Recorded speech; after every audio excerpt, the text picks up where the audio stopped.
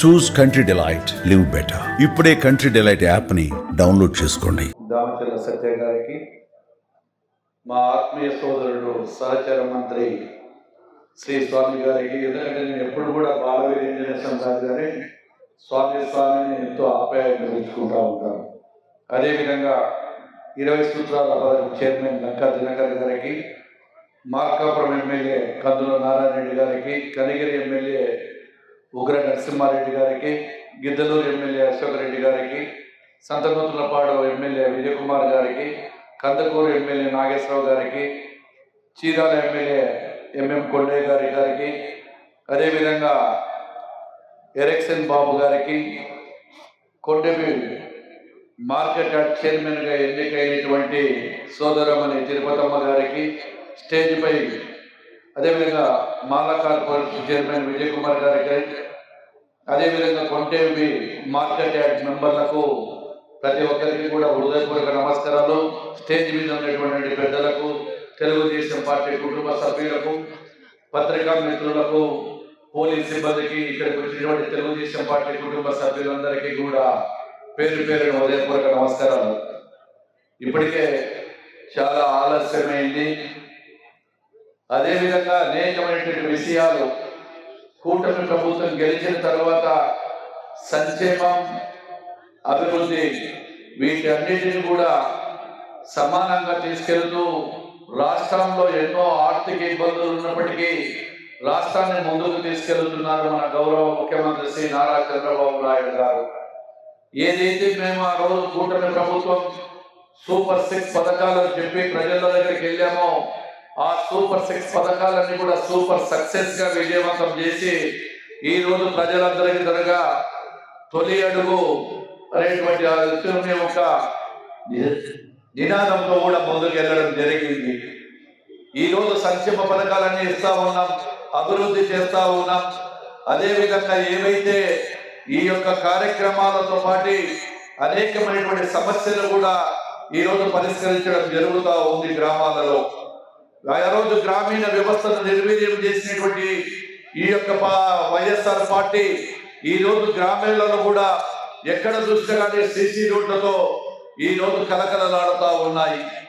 ఈ రోజు ఒక్కసారి వైఎస్ఆర్ పార్టీ నాయకులు ప్రతిరోజు కూడా వాళ్ళ రాజకీయ ఉనికిని కాపాడుకోవడానికి అనేకమైనటువంటి ఆరోపణలు చేస్తూ ఉన్నారు.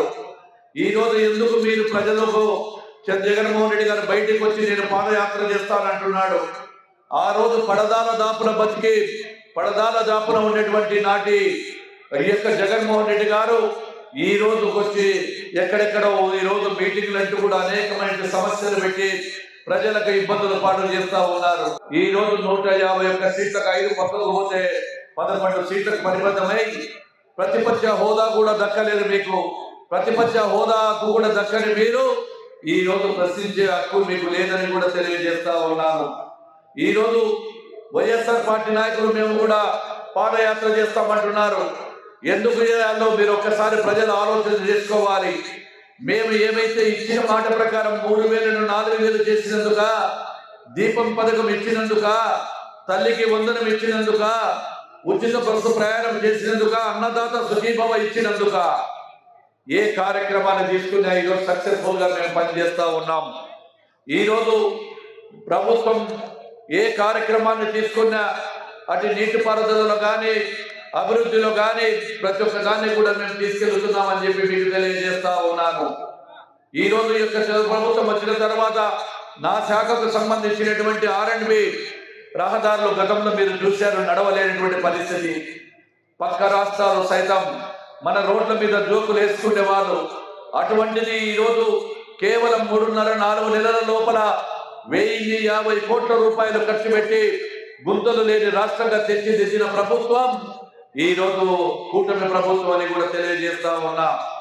అదే విధంగా ఇప్పటికే చాలా విషయాలు చెప్పారు పెద్దలందరూ.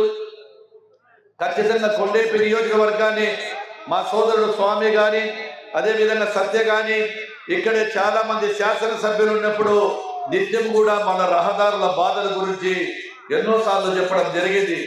వారు చెప్పడమే కాదు, యువగలం పాదయాత్రలో ఈ యొక్క ప్రకాశం జిల్లా అంతా కూడా నేను తిరగడం జరిగింది. అనేకమైనటువంటి నియోజకవర్గాల్లో ఎన్నో ఇబ్బందులు ఉన్నాయి, ఆర్థికంగా ఇబ్బందులు ఉన్నాయి.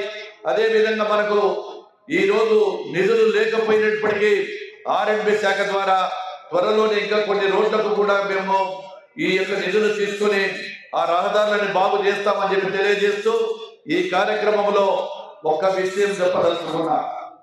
ఎవరైతే నాయకులు కానీ కార్యకర్తలు కానీ పార్టీని నమ్ముకుంటారో 30 సంవత్సరాలు సుదీర్ఘంగా నాయకులు వస్తూ ఉంటారు, పోతూ ఉంటారు. ఎంతమంది నాయకులు వచ్చినా పోయినా పార్టీని నమ్మి పార్టీని అంటిపెట్టుకున్న కార్యకర్తకు న్యాయం జరిగిందంటే ఈరోజు తిరుపతమ్మ గారికి ఆ పదవి వచ్చింది అని కూడా నేను తెలియజేస్తా ఉన్నా. ఎందుకంటే ఒక సామాన్యమైన రైతు కుటుంబం, ఏమీ తెలియకుండా పోయినా ఆ రైతు కుటుంబం పార్టీని నమ్ముకుంది, పార్టీకి చేసే సేవలకు ప్రతిఫలంగా ఈరోజు తిరుపతమ్మ గారికి ఇవ్వడం జరిగింది. కాబట్టి కార్యకర్తలందరికీ కూడా ఒక్కటే, నాయకులు వచ్చినా పోయినా నమ్ముకున్న వారికి ఎప్పటికీ కూడా వారి విలువలు వారి విశ్వాసానికి తెలుగుదేశం పార్టీ కట్టుబడి ఉంటుందని చెప్పిన దానికి ఇది కారణం తెలియజేస్తూ ఇక్కడికి వచ్చినప్పుడు స్వాగతం పలికినటువంటి మీకు అందరికీ మరొక్కసారి హృదయపూర్వక ధన్యవాదాలు తెలియజేస్తూ మీ దగ్గర సెలవు తీసుకుంటున్నాను. జై హింద్, జై జన్మభూమి.